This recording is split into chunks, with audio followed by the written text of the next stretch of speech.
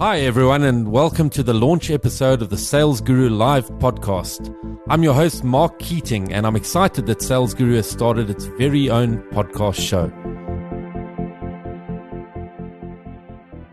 For listeners new to SalesGuru, SalesGuru is Africa's largest sales growth organization, helping companies, teams, and salespeople to increase their sales through training, implementation, and much, much more. And over the last 10 years, we've run the largest supported independent sales events around South Africa for over 1,000 people 3 times a year. And my guest today spoke at a recent SalesGuru Live event, and the feedback was so awesome that I just had to have him on our very first episode. Before I introduce him though, I want to share a very quick story about someone called Joe Gerard. Now, based on my research, the average number of cars a salesperson sells in South Africa is 4 cars a month or 48 cars a year. Now, Joe Gerard sold cars and trucks at a Chevrolet dealership in Michigan, Detroit, and America between 1963 and 1978. Now, the most cars and trucks that Joe sold in one day was 18. Let me repeat that, 18 in one day, not 4 in a month. And the most he sold in a month, 174 cars and trucks. Joe was also recognized by the Guinness Book of World Records as the seller of the most cars in 1 year. 1,425 cars sold in 1973. And in his career, Joe sold just over 13,000 vehicles, an amazing achievement. In South Africa, though, we've got our very own sales legend in motor sales. And over the last 34 years in motor sales, he's not merely achieved the monthly average of 4 cars a month, rather he's averaged 32 cars a month. 32 cars a month for the past 34 years. And he's less than 80 cars away from breaking Joe Gerard's lifetime sales of 13,001 vehicles. His name is Robbie Robberts, and really is one of the most humble sales gurus I've ever met. Robbie has also, over the last 21 consecutive years, been awarded the Ford Chairman's Award, the highest award at Ford South Africa. And he wasn't initially that keen to speak at the SalesGuru Live event or even this podcast for 2 main reasons. He doesn't enjoy speaking in front of large groups, and 2, English is his second language. But I convinced Robbie that his story is just too important not to share, and I'm very excited to welcome a true South African sales legend, Mr. Robbie Robberts. Thank you. It's a big honor and privilege to share this very first SalesGuru podcast with you today, Mark. An amazing sales result for the past 34 years. But as the saying goes, a person on top of the mountain didn't just fall there. They had to climb from the bottom. Was selling motor cars always your chosen career, and how did you get started? In the start of the 1980s, I studied a part-time 4-year marketing course, and playing rugby was my real passion. I played lock, 8th man and flank forward for Eastern Province Currie Cup team and was in the Northern Transvaal team that won the Line Cup in 1990 against Western Province. I love the saying, where you come from has nothing to do where you are going. In 1982, I started at the then Santam Bank calling on car dealerships for motor financing. In the mid-1985, I was promoted to sales manager and calling on 4 dealers in the Pretoria area. 6 months later, Mr. Gerald Anderson asked me to join Hatfield Ford. I knew about finance, but not much about selling cars. I was thinking, Robbie, what are you doing? I was nervous, but was even more nervous leaving a solid job and entered a new world into car sales. My parents and friends thought I was crazy.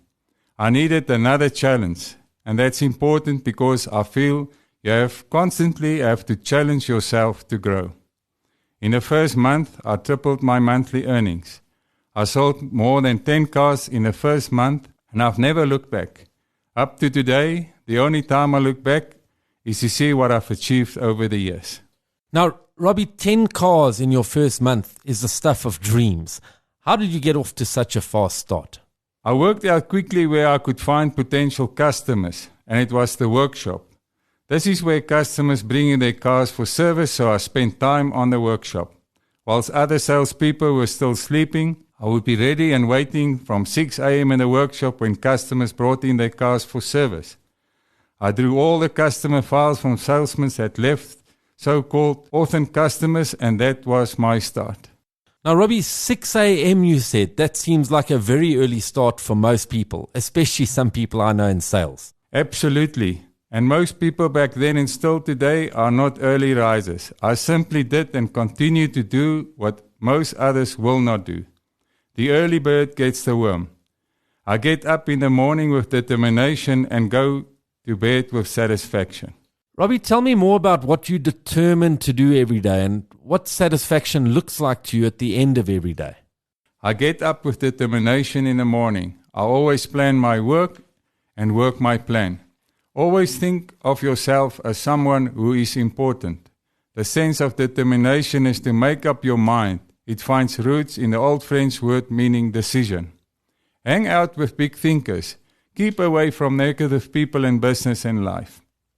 How big you think determines how big success you become. To reach satisfaction at the end of the day is to embrace all without fear.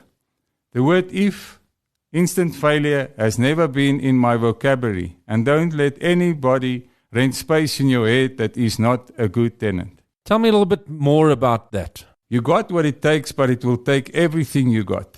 The most valuable resource a salesperson has is his or her time. To be super successful, you have to love what you are doing. You need passion to overcome obstacles, recover from setbacks, and make it through tough times. Never stop focusing on your objectives, even when things are good. You must learn to focus. Keep focus on your goal and never give up. Dream big, because what you dream is what you will do. He or she who focuses the longest wins. Worry destroys focus. Take action every day and stay focused for the long haul. Be passionate about your work and never take no for an answer. And I remember, Robbie, the first time that we met many, many years ago, you told me that it's so important to think long-term for success. Explain that a bit more. I saw this was a career and that I had to build my brand, referrals, repeat business in order to be truly successful. I've always believed that you need to be loyal to your company brand. Although I've moved dealerships, I've always remained loyal to Ford and my customers. How can you tell people one day that this product is the best and the next month it's another brand and so on? Too many salespeople jump around and never build strong customer-based trusted brand. This has helped my credibility with my customers. Sales is not an incident. Sales is a process. Now, Robbie, I love what you spoke there about being loyal to the brand. And I think that's a massive point that a lot of salespeople nowadays are jumping around at times too often. And if you're wanting to build not just your brand's credibility, but your personal brand for success, the grass is not always green on the other side. And to jump one day and tell a customer what you're offering now is suddenly much better with somebody else really detracts from ongoing success. So, fantastic point. Robbie, I want to know what drove you when starting out and what keeps you motivated, especially now that you're at the pinnacle of a top performer's success. About becoming number one, and then it has been staying number one. The bigger the goal, the bigger the accomplishment. For me, I think having played sport at a high level definitely helped. I always enjoyed competing and playing to win. Be prepared is more than the motto for the Boy Scouts. There are no shortcuts. You have to pay your dues by doing your homework. I set goals at the start of the year. Always set goals beyond my capabilities. These are initially set by my dealership, but then I add to them. I shouldn't say add to it, but rather my competitive nature kicks in and set the bar higher. If you exceed 10 cars, you should never go backwards. Same for 15 cars, 20 cars, etc. After all, the idea of personal goal setting is to stretch one's abilities and not to make it easy achievable. I used every small award and recognition over the years to fuel my drive along the way. Big point that I pulled out of that, Robbie, and I know we've discussed this at length in our travels, is the objective and the difference between a target and a goal. And For too many salespeople, we're getting caught up that they believe when I ask them, what's your goal? All they do is give me the target. The target's your minimum. That's what your job is. The goal is why you want to ensure you achieve that, and so much more. Robbie, another point that I really intrigued me that I thought was great for the listeners was you told me about the S in sales and what it stands for. I was taught early on that the S in sales stood for especially service to customers. That is what I've built my whole career around. My first dealership owner, Mr. Anderson, called me in when I started with him and said to me, "The name of the game is service, service, and service. When you shake hands with somebody, you make a deal, so keep your word. Always dress for respect. Take off the rose-colored glasses and to remember, value loyalty above everything else. A sales executive has to build up significant degree of trust with customers. If the sense of trust is broken, it's really difficult to rebuild. I've never forgotten the message and I've always lived by it. I never thought then that the little Hatfield Ford and the Anderson family would steer me in a direction to make a success of my life and sales career. The world would get by without all professions for a day, a week, a month, but imagine a day without any car, bus, trucks. The one freedom we all have, value above all others, is our freedom to move by cars when and how we want. A car salesman should be proud of what you do. Give customers so much service that they will feel guilty even thinking about doing business with someone else. Service at the point of sale are promises. Trust is a two-way street. You have to keep your promises to build trust and an ongoing relationship. Service is slowly vanishing in the world. To be a great salesperson, service must be at the forefront of what you do. Clients will generally be loyal if you stay loyal to them.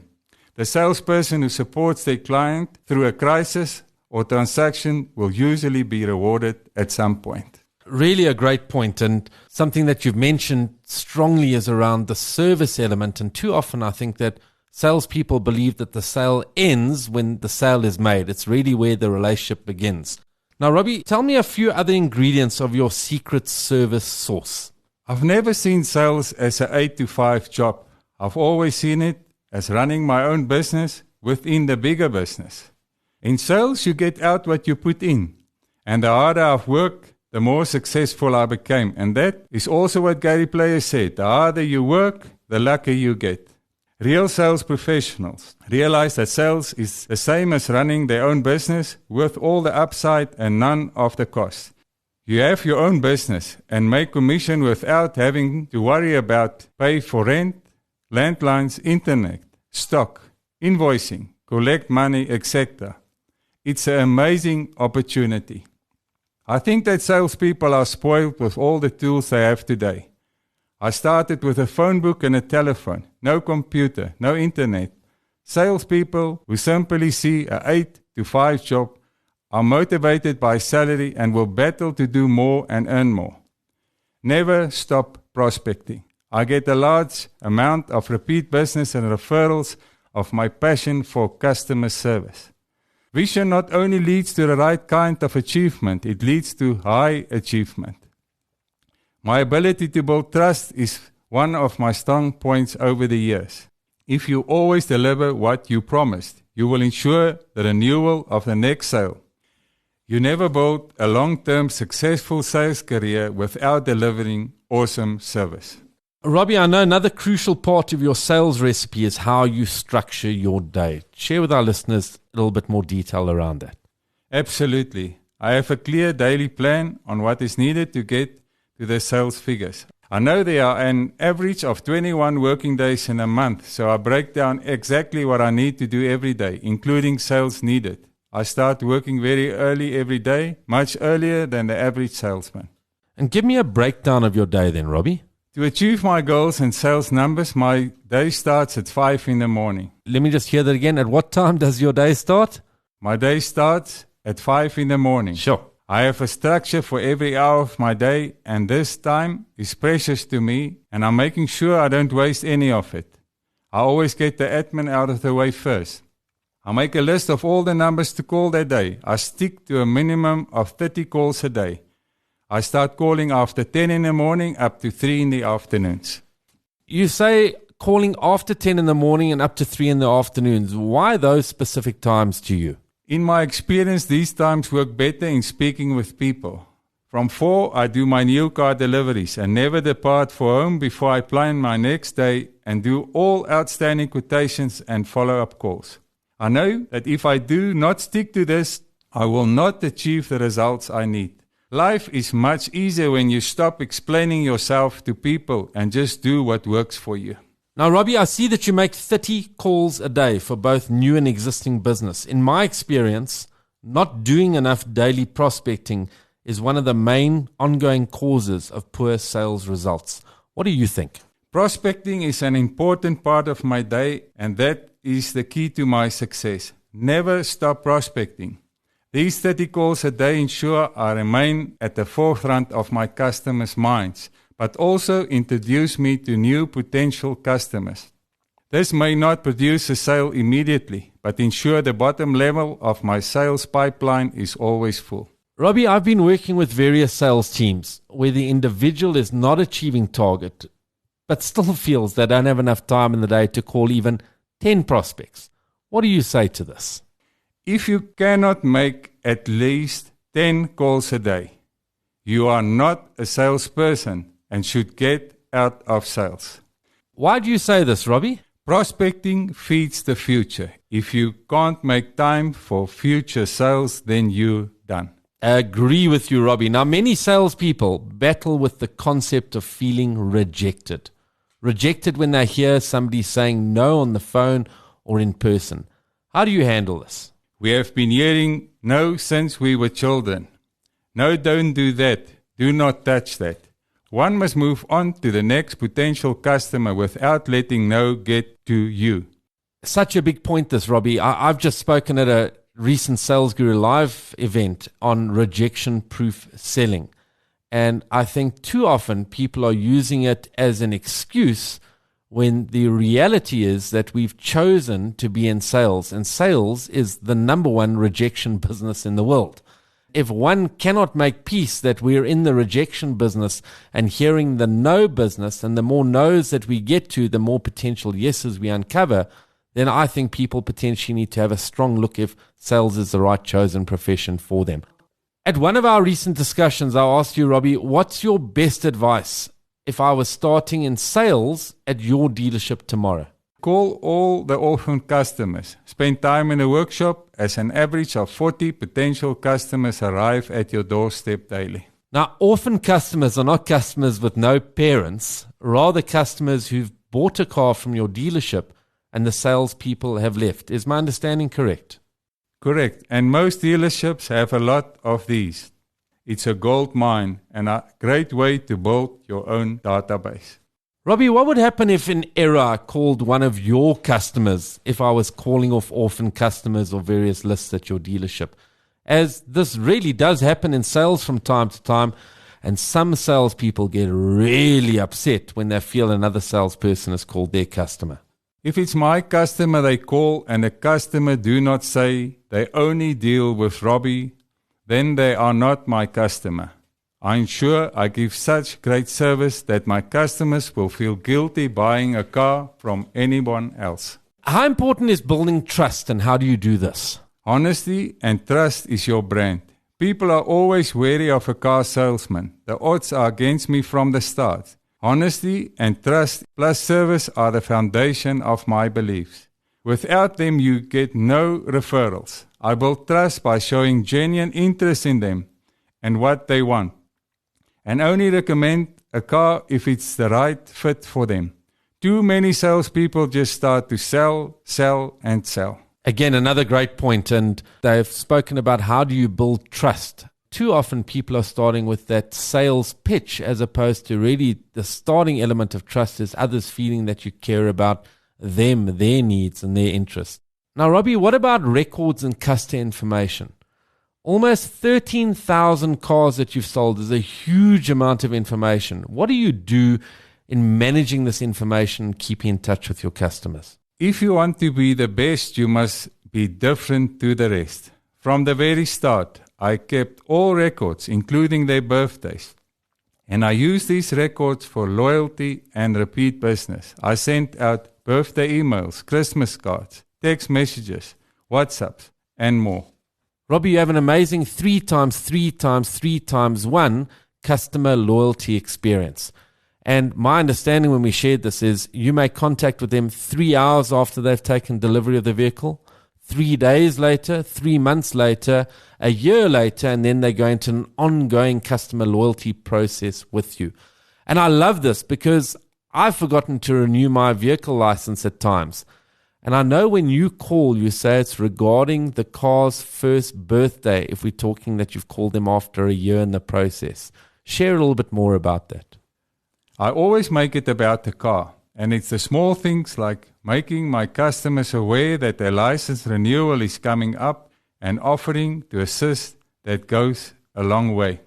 There's an American saying that you need to be their man. Everyone should have a doctor, plumber, and electrician. I want to add to that, to be their car guy. I want people to say that my man at Ford is Robbie. This leads me into something else that I believe is huge for salespeople, Robbie. The power of referrals, the power of turning your customers into your silent sales force. And it's something that salespeople want, but most never get great at. Now, I remember sitting in your office, I don't know if you can recall this, but your phone rang and you asked me if you could take it. And I said, of course, you're doing me a really big favor on that day. And I listened to the conversation Afrikaans. And when you finished, I asked if I heard correctly, because you were congratulating a client on their 50th wedding anniversary. And you said it was correct. And I asked, when last did they buy a car from you, Robbie? It's their 50th wedding anniversary. And you said they hadn't bought a car from you in the last 10 years, but you pulled open your records and you showed me how many cars they'd actually bought over the last 30 years, how many cars their children had bought, how many cars their grandchildren had bought, and just how many referrals they had given you that resulted in sales. And the number was huge. Now, it's amazing as part of your sales recipe for success. What's your referral secret? It's not a secret, rather great service, asking and willingness to follow up on existing customers. 92% of customers are willing to give a referral, but only 11% of sales executives ask for a referral. I tell my customers on the day they buy from me that if ever they are not happy with anything, tell me. If you are happy with everything, please tell others about me. Fantastic. And I must just go back to that point where you said 92% of customers are willing to give a referral, but only 11% of sales executives ask for a referral. And I've seen that stat bandied around. I want to add my little bit there. 92% of customers are willing to give a referral, provided they've been delivered great service. In closing, Robbie, what would your top tips be to anyone in sales? Enthusiasm, optimism, and motivation. The second is hard work. And the third is persistence. Don't give up. Robbie, I just want to say a massive thank you for giving me time in your busy schedule with 10 days left until you actually leave for America on a permanent basis. I think all of the advice that you've given today is testament to the level of success that you've achieved over the last 34 years. A word of thanks and appreciation to the Andersons of Hatfield Ford, Colin Lazarus at Lazarus Ford, and the Jossies at Allen Joss Motors. Each of you had a great impact on my sales career over the years in South Africa. I want to thank Mark and the SalesGuru team for their contributions they have made in my sales career over the past 12 years. Mark, I love your passion for the sales profession, and I only want to learn from the best. The energy and the creativity you spark in any event and in my conversations with you over the years was a big inspiration to me. It's a big honor and privilege to share this very first podcast with you today. Thank you, Robbie. I really appreciate that. And Robbie, if anyone wanted to make contact with you for any additional tips of information, are you open to that? And if so, how could they get hold of you? They can feel free to contact me, robbieusa@yahoo.com. All the best for your journey ahead, Robbie, and thanks again for your time today. It's been absolutely amazing. And that wraps up our very first Sales Guru podcast. What an amazing show. And Robbie, thanks again for being part of this launch edition. It's been an honor and a privilege, not just today, but the Sales Guru events, but over the last 12 years. For anyone in motor vehicle sales, SalesGuru has launched a very specific sales training program aimed with one core objective: to help dealerships and salespeople increase the number of people they engage with and close more deals. I've shared this with Robbie over the last couple of years. He's very kindly told me it's an element that he believes so strongly in and what we're driving around that. If you want any more information, reach out to me, Mark at salesguru.co.za. My name is Mark Keating, and until next time, reminding you that sales is the greatest profession.